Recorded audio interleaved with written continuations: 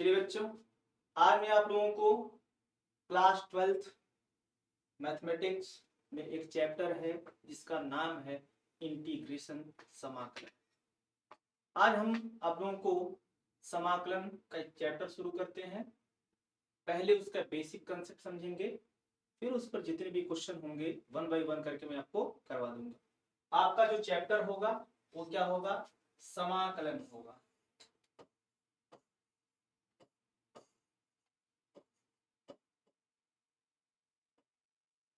Integration.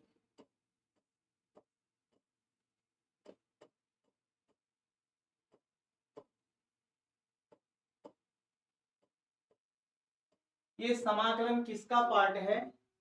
आप जानते होंगे कलन। क्या? कलन। कलन का मतलब होता है कैलकुलस। कैलकुलस के ये दो पार्ट होते हैं, एक होता है अवकलन, दूसरा होता है समाकलन। एक अवकलन, दूसरा समाकलन। एक डिफरेंशिएशन, दूसरा इंटीग्रेशन। डिफरेंशिएशन जो आपका है वो 5वें 6वें चैप्टर में होगा, और जो इंटीग्रेशन है वो 7वें चैप्टर में है। तो मैं आपको लेकर चलता हूं समाकलन। अब हम जानेंगे ये समाकलन क्या होता है। तो कहेंगे कि जब हमारे पास कोई फंक्शन होता है, मैं मान लूं कि मेरे पास एक फंक्शन है fx, और मैं इस फंक्शन का अगर अवकलन करता हूं तो मुझे f डैश x मिलता है। क्या मिलता है? f डैश x मिलता है। इसी को बोलते हैं अवकलज। अवकलज। फिर कहा जाता है कि ये जो मेरे पास f डैश x है, अगर मैं इसका समाकलन करूं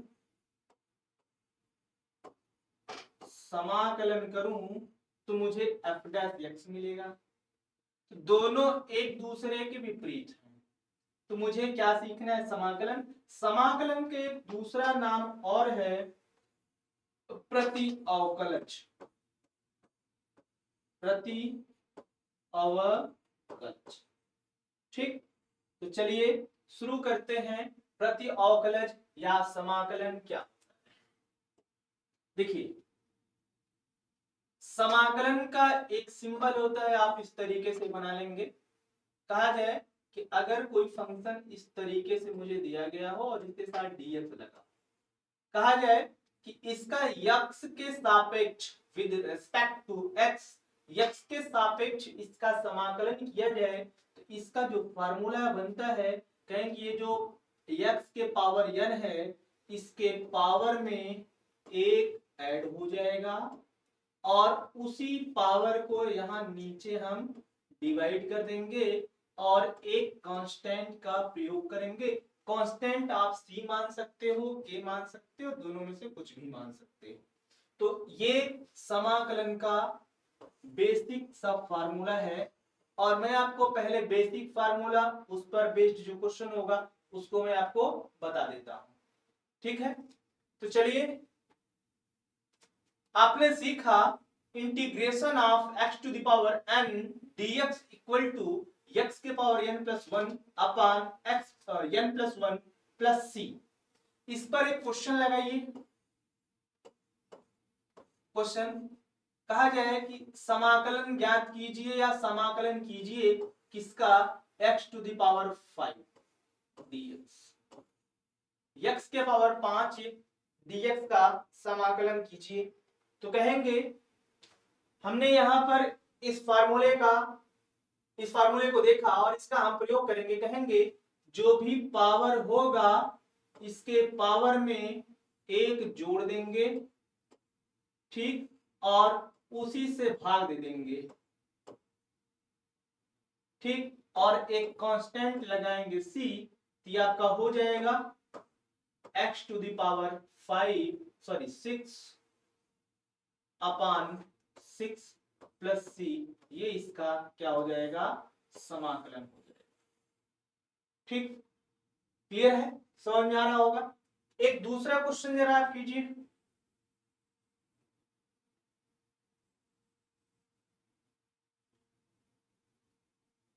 समाकलन करना है आपको किसका,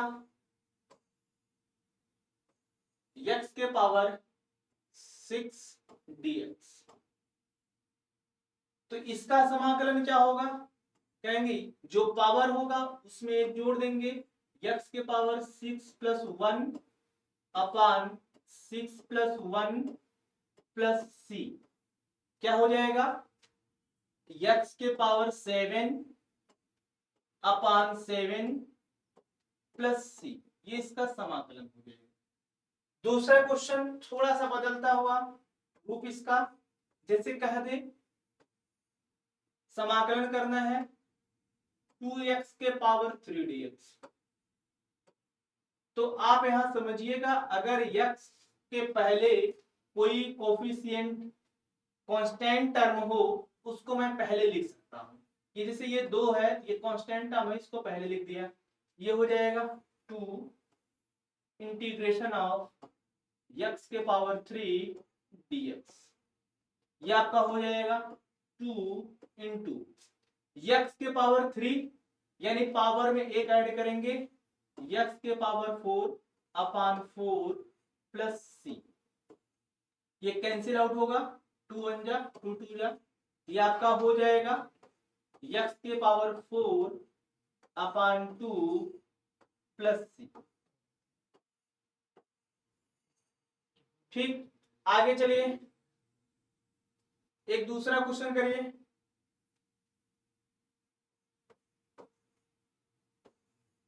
integration of 3x square dx, क्या हो जाएगा, तो आप कहेंगे 3 कांस्टेंट टर्म है, जो कांस्टेंट टर्म है उसको पहले लिखेंगे, 3 integration of x square dx, ये आपका हो जाएगा 3 x के पावर 2 में 1 ऐड करेंगे तो x के पावर 3 और वही पावर यहाँ नीचे लिखा जाएगा, और ये प्लस 3, ये इंटू है, ये 3 से 3 कैंसिल आउट हो जाएगा, तो यहाँ आपका मिलेगा x के पावर 3 प्लस। क्लियर, इतनी बात तो समझ में आई होगी। आगे चलते हैं थोड़ा दूसरे पैटर्न का, पहले आपको ये बेसिक चीजें मैं बता रहा हूँ, बेसिक बेसिक चीजें आप समझिए, फिर एक्सरसाइज अपने आप करेंगे। कहा जाए कि अगर आपको कोई फंक्शन इस रूप से दिख जाए, इसे कहा जाए integration of x cube plus 3x square plus 5, ठीक, और हमसे कह दे कि इसका इंटीग्रेशन करिए, तो ध्यान दीजिएगा जब कभी भी ये स्प्लिट फॉर्म में लिखा हो, हम इसको स्प्लिट कर दें, सबके साथ इंटीग्रेशन का साइन लगा दें, हम कहेंगे integration of x cube dx plus integration of 3x square dx plus integration of 5 dx। ठीक, तो यहां पर देखेंगे x के पावर 3 का इंटीग्रेशन क्या होगा, x के पावर 4 अपान 4 प्लस 3 कांस्टेंट है, 3 को पहले कर दिया, x स्क्वायर का इंटीग्रेशन क्या होगा, x के पावर 3 अपान 3, ये इससे कैंसिल आउट भी हो जाएगा, प्लस यहां पर देखिए 5 कांस्टेंट है और dx का इंटीग्रेशन x होता है। इसको यहां मैं बता दूं, जैसे कोई भी कांस्टेंट वैल्यू है, इंटीग्रेशन आप मैंने कह दूं कि ये 5x है तो 5 का योग 5 dx, इसका इंटीग्रेशन मैं आपको अलग से बता देता हूं, तो इसको आप लिख सकते हैं 5 इंटू 1 dx, आप इसको लिख सकते हैं 5, 1 को लिख सकते हैं x to the power 0 dx। ठीक, अब यहां देखेंगे तो 5 x के पावर 0 में 1 ऐड करो और उतने से डिवाइड कर दो, 0 प्लस 1, ये प्लस c, ये हो जाएगा 5x और 0 में 1 ऐड करेंगे 1, ठीक है, और कोई मतलब नहीं होगा डिवाइड करने का। तो यानी अगर कोई न्यूमेरिक वैल्यू है उसके साथ यक्स नहीं है तो उसका इंटीग्रेशन यक्स लगा के होता है। जैसे यहाँ पर 5dx है तो इसका इंटीग्रेशन 5x होगा प्लस c। ठीक, ये इसका आंसर हो जाएगा। चलते हैं दूसरे सवाल की तरफ।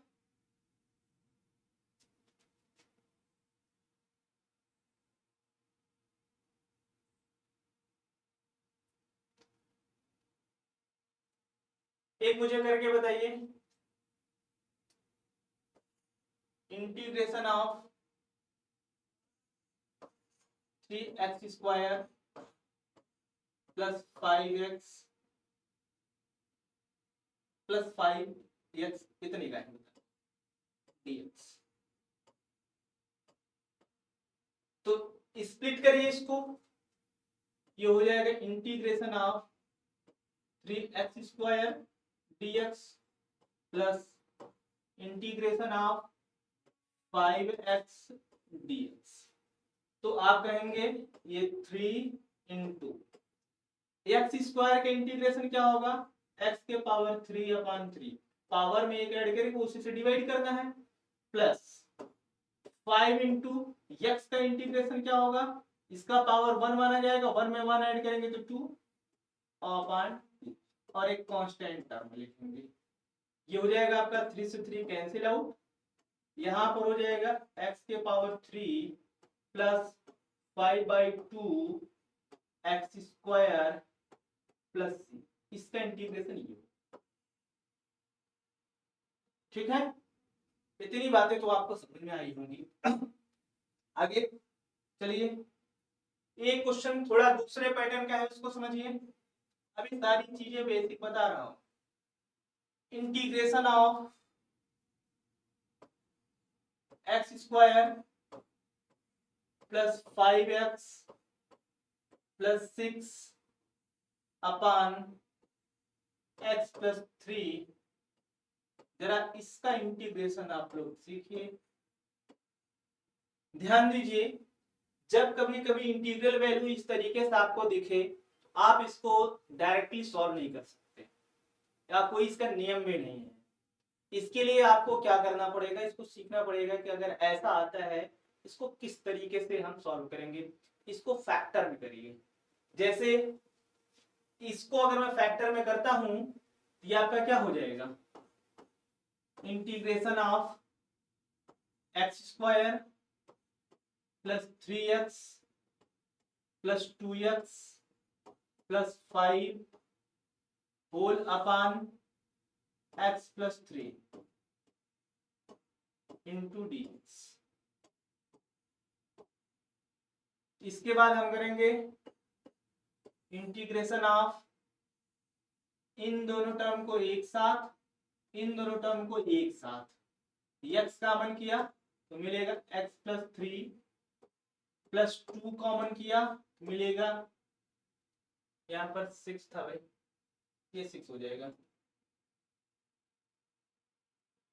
2 कॉमन किया यहाँ मिलेगा x प्लस 3 अपान x प्लस 3 dx। इसके बाद इंटीग्रेशन ऑफ x प्लस 3 दोनों कॉमन है, x प्लस 3 दूसरे वाले ब्रैकेट में मिलेगा x प्लस 2 अपान x प्लस 3 dx। ये x प्लस 3 से x प्लस 3 कैंसिल आउट हो जाएगा, यहाँ आपका बचेगा integration of x plus 2 dx। इसको आप थोड़ा सा स्प्लिट कीजिए,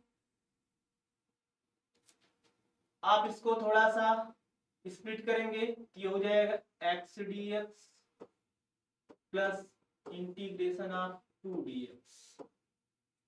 ये हो जाएगा x का इंटीग्रेशन x² बटा 2 प्लस 2 और dx का x और एक कांस्टेंट टर्म जुड़ेगा c, यानी इसका इंटीग्रेशन क्या हो जाएगा, x² बटा 2 प्लस 2x प्लस c।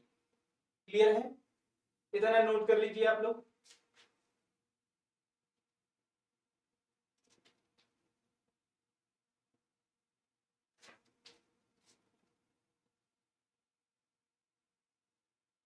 ठीक, लिखिएगा अगला क्वेश्चन। एक आपको मैं होमवर्क देता हूं, लिखिएगा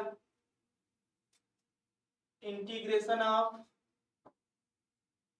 x cube minus x square plus x plus 1 अपान x minus 1 into D x.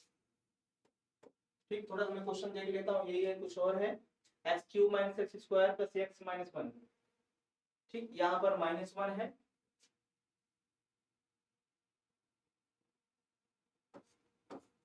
ठीक है, इसको आपको करके बताना है। और ये आपका जो क्वेश्चन है ना, ये चैप्टर 7.1 का ये क्वेश्चन नंबर 13 है। और बुक यानी सोर्स जो होगा वो एनसीईआरटी है।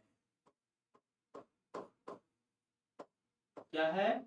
एनसीईआरटी। एनसीईआरटी का ये क्वेश्चन नंबर 13 है चैप्टर 1 का। क्लियर है? तो आज के लिए बस इतना ही। आप लोग क्लास देखते रहिएगा, फिर इसके बाद आपको आगे की क्लास दी जाएंगे। Okay, thank you.